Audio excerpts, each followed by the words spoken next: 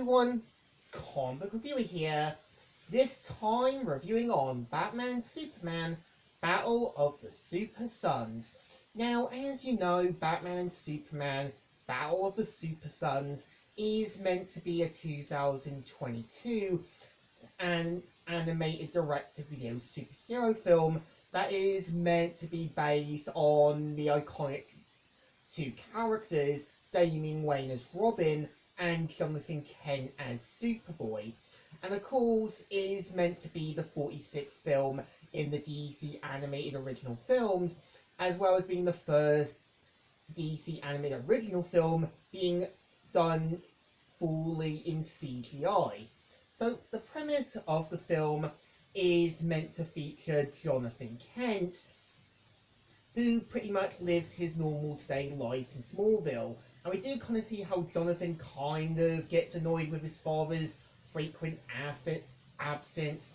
And we do kind of see how both Lois as well as Clark try to kind of remind him that their jobs are important. And you do kind of see how Clark does want things to work, but it's just kind of clear that being Superman and trying to save the world isn't always going to be easy. And we do kind of see how Lois does try to play the supporting role in both sides. And we do kind of see how, we see how Jonathan slowly develops powers. And this is where we see how Clark fully opens up to his son Jonathan. And over the course of the film, we do see how Jonathan slowly gets his powers bit by bit. And we do kind of see how Jonathan slowly becomes friends with Damian. And I would say, Damian in this film, you can tell, is a little cold and distant.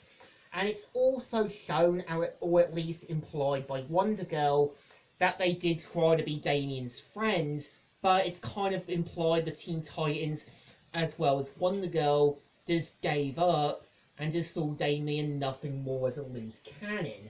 We do kind of see how a dangerous alien threat, Starlo, plans to take over the planet, and the plot does remind me a bit of the film Invasion of the Body Snatchers.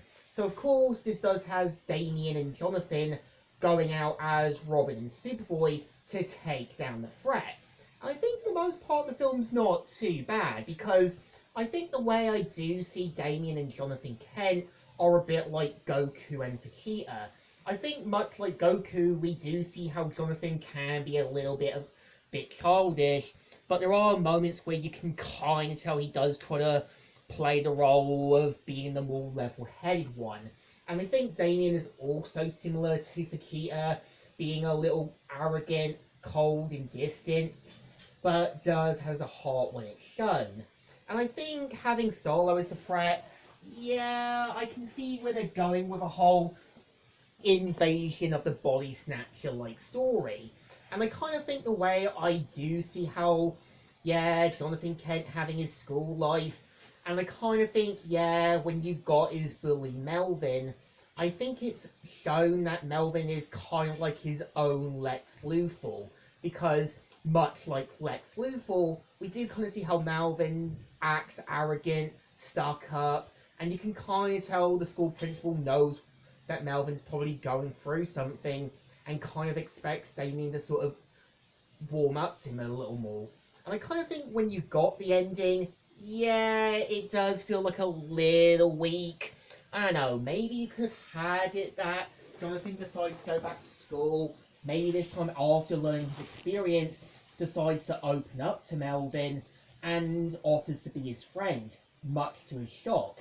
This will show more about Jonathan trying to embrace the Superman legacy and trying to be that person Clark expects him to be.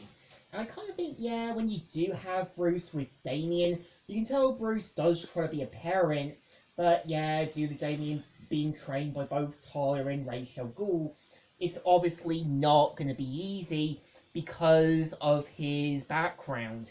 And you can really tell Bruce does try to be an actual parent, but you know it's not going to be easy. And I think, I do think having it in fully CGI shows you that DC aren't afraid to try new things.